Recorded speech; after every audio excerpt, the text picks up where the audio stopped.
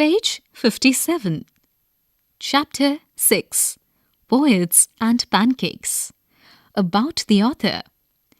Asokamitran, 1931, a Tamil writer, recounts his years at Gemini Studios in his book My Years with Boss, which talks of the influence of movies on every aspect of life in India. The Gemini Studios, located in Chennai, was set up in 1940. It was one of the most influential film-producing organizations of India in the early days of Indian filmmaking. Its founder was S.S. Vasan. The duty of Asokamitran in Gemini Studios was to cut out newspaper clippings on a wide variety of subjects and store them in files. Many of these had to be written out by hand.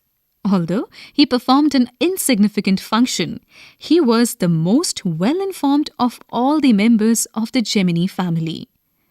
The following is an excerpt from his book, My Years with Boss. Notice these words and expressions in the text. Infer their meaning from the context. Blew over, catapulted into, played into their hands, heard a bell ring, was struck dumb, a coat of mail, the favourite haunt. Heard a bell ringing. Pancake was the brand name of the makeup material that Gemini Studios bought in truckloads.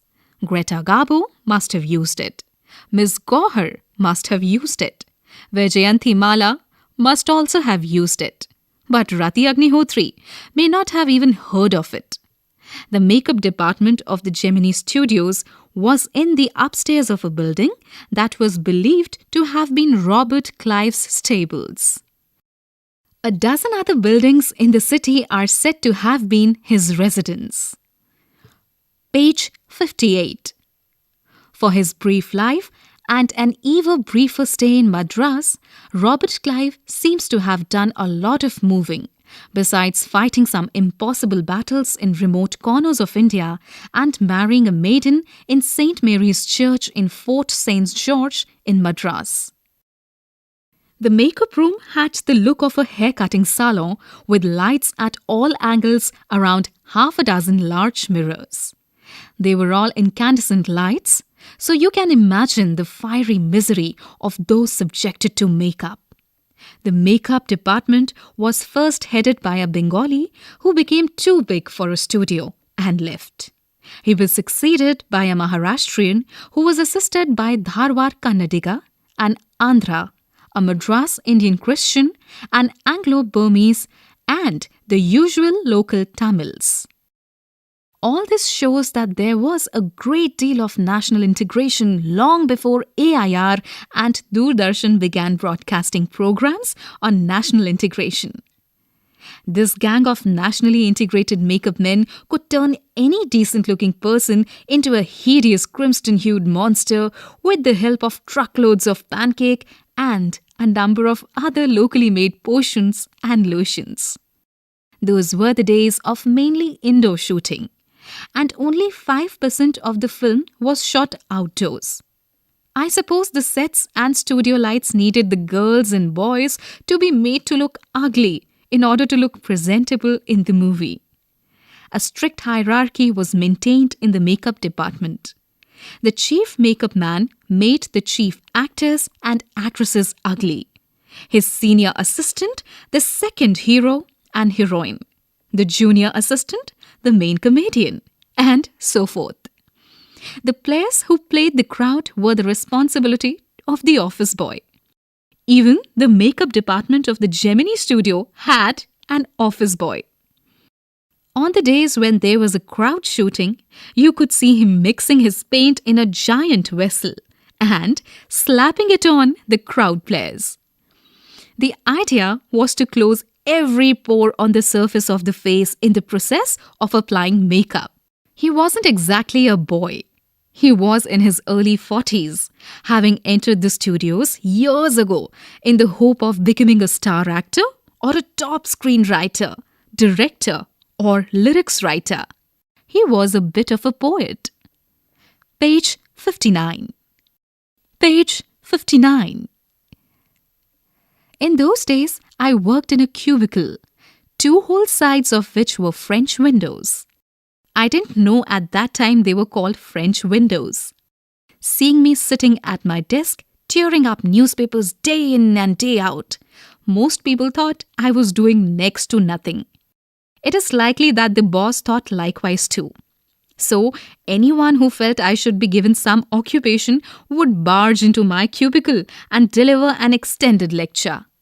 The boy in the makeup department had decided I should be enlightened on how great literary talent was being allowed to go waste in a department fit only for barbers and perverts. Soon I was praying for crowd shooting all the time. Nothing short of it could have saved me from his epics.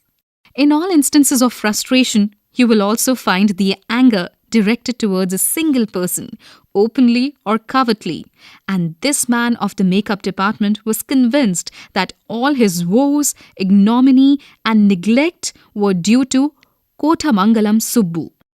Subbu was the number 2 at Gemini Studios. He couldn't have had a more encouraging opening in films than our grown-up makeup boy had. On the contrary, he must have had to face more uncertain and difficult times, for when he began his career, there were no firmly established film-producing companies or studios. Even in the matter of education, especially formal education, Subbu couldn't have had an appreciable lead over our boy. But by virtue of being born a Brahmin, a virtue indeed, he must have had exposure to more affluent situations and even people. Page 60. He had the ability to look cheerful at all times, even after having had a hand in a flop film. He always had to work for somebody. He could never do things on his own. But his sense of loyalty made him identify himself with his principal completely and turn his entire creativity to his principal's advantage. He was tailor-made for films. He was a man who could be inspired when commanded. The rat fights the tigress underwater and kills her, but takes pity on the cubs and tends them lovingly. I don't know how to do the scene, the producer would say, and Subbu would come out with 4 ways of the rat pouring affection on its victim's offspring. Good, but I'm not sure it is effective enough, the producer would say, and in a minute, Subbu would come out with 14 more alternatives. Filmmaking must have been and was so easy with a man like Subbu around. And if ever there was a man who gave direction and definition to Gemini Studios during its golden years, it was Subbu. Subbu had a separate identity as a poet. And though he was certainly capable of more complex and higher forms, he deliberately chose to address his poetry to the masses. His success in films overshadowed and dwarfed his literary achievements, or so his critics felt. He composed several truly original story poems in folk refrain and diction, and also wrote a sprawling novel, Thillana Mohanambal, with dozens of very deftly etched characters. He quite successfully recreated the mood and manner of the Devadasis of the early 20th century. He was an amazing actor. He never aspired to lead roles, but whatever subsidiary role he played in any of the films, he performed better than the supposed main players. He had a genuine love for anyone he came across, and his house was a permanent residence for dozens of near and far relations and acquaintances. It seemed against Subbu's nature to be even conscious that he was feeding and supporting so many of them. Such a charitable and improvident man, and yet he had enemies. Was it because he seemed so close and intimate with the boss, or was it his general demeanor that resembled a sycophant's? Or his readiness to say nice things about everything? In any case, there was this man in the makeup department who would wish the direst things for Subbu. You saw Subbu always with the boss. In any case, There was this man in the makeup department who would wish the direst things for Subbu. Page 61. You saw Subbu always with the boss, but in the attendance roles. He was grouped under a department called the Story Department, comprising a lawyer and an assembly of writers and poets. The lawyer was also officially known as the legal advisor, but everybody referred to him as opposite. An extremely talented actress who was also extremely temperamental once blew over the sets. While everyone stood stunned, the lawyer quietly switched on the recording equipment. When the actress paused for breath, the lawyer said to her, "1 minute please," and played back the recording. There was nothing incriminating or unmentionably foul about the actress's tirade against the producer. But when she heard her voice again through the sound equipment, she was struck dumb. A girl from the countryside, she hadn't gone through all the stages of worldly experience that generally precede a position of importance and sophistication that she had found herself catapulted into. She never quite recovered from the terror she felt that day. That was the end of a brief and brilliant acting career. The legal advisor, who was also a member of the story department, had unwittingly brought about that sad end. While every other member of the department wore a kind of uniform, khadi dhoti with a slightly oversized and clumsily tailored white khadi shirt, the legal advisor wore pants and a tie and sometimes a coat that looked like a coat of mail. Often he looked alone and helpless. A man of cold logic in a crowd of dreamers. A neutral man in an assembly of Gandhiites and Khadiites. Like so many of those who were close to the boss, he was allowed to produce a film, and though a lot of raw stock and pancake were used on it, not much came of the film. Page 62. Think as you read. 1. Why was the office boy frustrated? Who did he show his anger on? 2. Who was Subbu's principal? 3. Subbu is described as a many-sided genius. List 4 of his special abilities. 4. Why was the legal advisor referred to as the opposite by others? 5. What made the lawyer stand out from the others at Gemini Studios? Page 62. Then one day, the boss closed down the story department, and this was perhaps the only instance in all human history where a lawyer lost his job because the poets were asked to go home.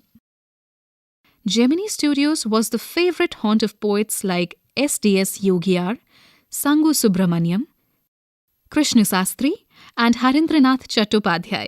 It had an excellent mess, which supplied good coffee at all times of the day and for most part of the night.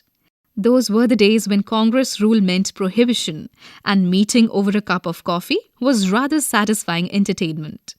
Barring the office boys and a couple of clerks, everybody else at the studios radiated leisure, a prerequisite for poetry. Most of them wore khadi and worshipped Gandhiji. But beyond that, they had not the faintest appreciation for political thought of any kind. Naturally, they were all averse to the term communism. A communist was a godless man. He had no filial or conjugal love. He had no compunction about killing his own parents or his children. He was always out to cause and spread unrest and violence among innocent and ignorant people. Such notions, which prevailed everywhere else in South India at that time also, naturally floated about vaguely among the khadi-clad poets of Gemini Studios. Evidence of it was soon forthcoming. When Frank Buckman's moral rearmament army, some 200 strong, visited Madras sometime in 1952, they could not have found a warmer host in India than the Gemini Studios. Someone called the group an international circus.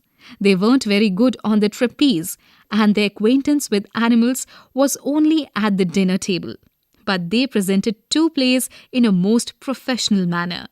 Their Jotham Valley and The Forgotten Factor ran several shows in Madras, and along with other citizens of the city, the Gemini family of 600 saw the plays over and over again. The message of the plays were usually plain and simple homilies. But the sets and costumes were first-rate. Madras and the Tamil drama community were terribly impressed, and for some years, almost all Tamil plays had a scene of sunrise and sunset in the manner of Jotham Valley, with a bare stage, a white background, curtain, and a tune played on the flute. Page 63. It was some years later that I learned that the MRA was a kind of counter-movement to international communism, and the big bosses of Madras, like Mr. Vasan, simply played into their hands. I'm not sure, however, that this was indeed the case, for the unchangeable aspects of these big bosses and the enterprises remained the same. MRA or no MRA, international communism or no international communism. The staff of Gemini Studios had a nice time hosting 200 people of all hues and sizes of at least 20 nationalities. It was such a change from the usual collection of crowd players waiting to be slapped with thick layers of makeup by the office boy in the makeup department. A few months later, the telephone lines of the big bosses of Madras buzzed, and once again, we at Gemini Studios cleared a whole shooting stage to welcome another visitor. All they said was that he was a poet from England. The only poets from England the simple Gemini staff knew or heard of were Wordsworth and Tennyson. The more literate ones knew of Keats, Shelley, and Byron. And one or two might have faintly come to know of someone by the name Eliot. Who was the poet visiting the Gemini Studios now? He is not a poet. He is an editor. That's why the boss is giving him a big reception. Vasan was also the editor of the popular Tamil weekly, Ananda Vikatan. He wasn't the editor of any of the known names of the British publications in Madras. That is, those known at the Gemini Studios. Since the top men of The Hindu were taking the initiative, the surmise was the poet was the editor of a daily, but not from the Manchester Guardian or the London Times. That was all that even the most well-informed among us knew. At last, around 4 in the afternoon, the poet or the editor arrived. He was a tall man, very English, very serious, and of course, very unknown to all of us. Battling with half and a dozen pedestal fans on the shooting stage, the boss read out a long speech. Page 64. It was obvious that he too knew precious little about the poet or the editor. The speech was all in the most general terms, but here and there it was peppered with words like freedom and democracy. Then the poet spoke. He couldn't have addressed a more dazed and silent audience. No one knew what he was talking about, and his accent defeated any attempt to understand what he was saying. The whole thing lasted about an hour. Then the poet left, and we all dispersed in utter bafflement. What are we doing?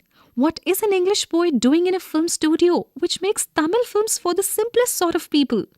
People whose lives least afforded them the possibility of cultivating a taste for English poetry. The poet looked pretty baffled too, for he too must have felt the sheer incongruity of his talk about the thrills and travails of an English poet. His visit remained an unexplained mystery. The great prose writers of the world may not admit it, but my conviction grows stronger day after day that prose writing is not and cannot be the true pursuit of a genius. It is for the patient, persistent, persevering drudge with a heart so shrunken that nothing can break it. Rejection slips don't mean a thing to him. He at once sets about making a fresh copy of the long prose piece and sends it on to another editor enclosing postage for the return of the manuscript. It was for such people that Hindu had published a tiny announcement in an insignificant corner of an unimportant page. A short story contest organized by a British periodical by the name The Encounter. Of course, The Encounter wasn't a known commodity among the Gemini literati. I wanted to get an idea of the periodical before I spent a considerable sum in postage sending a manuscript to England. Think as you read. 1. Did the people at Gemini Studios have any particular political affiliations? 2. Why was the Moral Rearmament Army welcomed at the studios? 3. Name one example to show that Gemini Studios was influenced by the plays staged by MRA. 4. Who was the boss of Gemini Studios? 5. What caused the lack of communication between the Englishman and the people at Gemini Studios? 6. Why is the Englishman's visit referred to as unexplained mystery? Page 65. In those days, the British Council Library had an entrance with no long-winded signboards and notices to make you feel you were sneaking into a forbidden area. And there were copies of The Encounter lying about in various degrees of freshness, almost untouched by readers. When I read the editor's name, I heard a bell ringing in my shrunken heart. It was the poet who had visited the Gemini Studios. I felt like I had found a long-lost brother, and I sang as I sealed the envelope and wrote out his address. I felt that he too would be singing the same song at the same time. Long-lost brothers of Indian films discover each other by singing the same song in the first reel and in the final reel of the film. Stephen Spender, Stephen, that was his name. And years later, when I was out of Gemini Studios and I had much time but not much money, anything at a reduced price attracted my attention. On the footpath in front of the Madras Mount Road post office, there was a pile of brand new books for 50 paise each. Actually, they were copies of the same book, an elegant paperback of American origin. Special low-priced students' edition in connection with the 50th anniversary of the Russian Revolution. I paid 50 paise and picked up a copy of the book, The God That Failed. 6 eminent men of letters in 6 separate essays described their journeys into communism and their disillusioned return. André Gide, André Gide, André Gide, Richard Wright, Ignacio Silone, Arthur Koestler, Louis Fisher, and Stephen Spender. Suddenly, the book assumed tremendous significance. Page 66. Stephen Spender, the poet who had visited Gemini Studios. In a moment, I felt a dark chamber of my mind lit up by a hazy illumination. The reaction to Stephen Spender at Gemini Studios was no longer a mystery.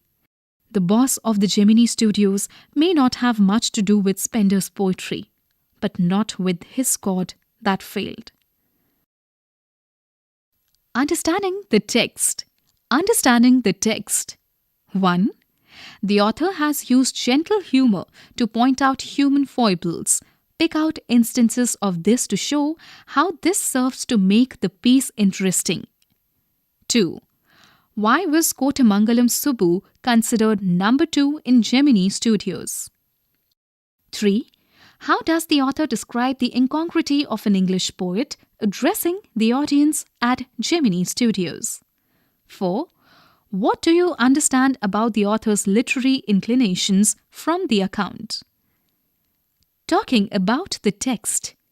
Discuss in small groups, taking off from points in the texts.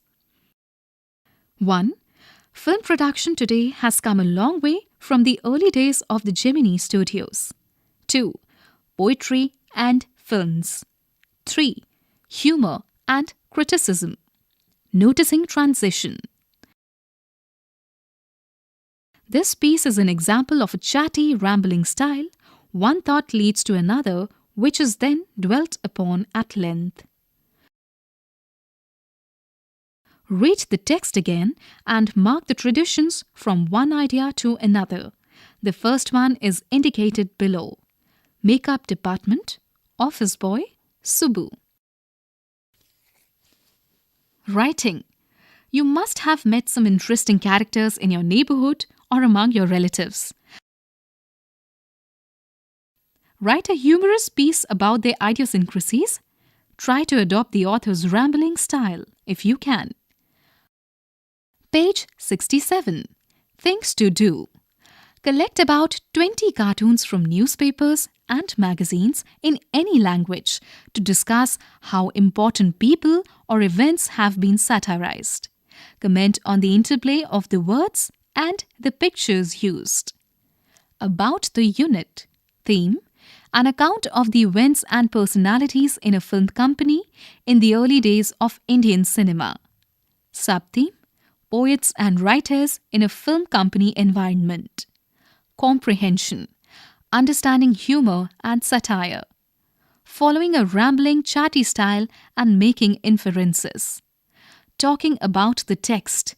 Discuss today's film technology compared with that of the early days of Indian cinema.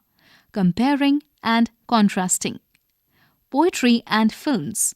Criticism and humor. Noticing transitions. Focus on devices for achieving thematic coherence. Writing. Practice writing in the humorous style. Practice writing in the humorous style. Things to do. Extension activity on cartoons as a vehicle of satirical. Repeat. Extension activity on cartoons as a vehicle of satirical comment on human foibles.